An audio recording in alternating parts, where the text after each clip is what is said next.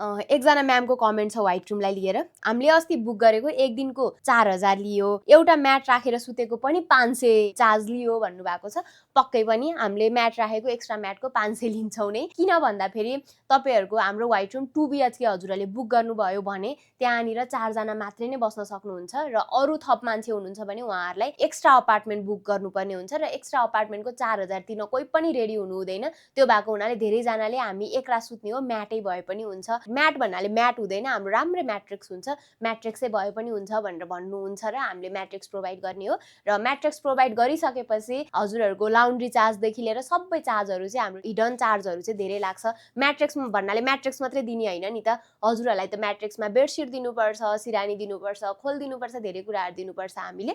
र त्यो भएको हुनाले चाहिँ हामीले 500 चाहिँ एक्स्ट्रा चार्ज लिने गरेका छौं र यो चाहिँ हाम्रो हिडन चार्ज रहनेछ। र हजुरहरु पनि यो कुरामा क्लियर हुनुहोस्। तपाईहरुलाई एक्स्ट्रा म्याट्रिक्स चाहिएको छ भने हामीले 500 एक्स्ट्रा म्याट्रिक्सको लिन्छौं नै, अथवा हजुरहरुले एक्स्ट्रा फ्ल्याट चाहिँ बुक गर्नुपर्ने हुन्छ है त। धन्यवाद।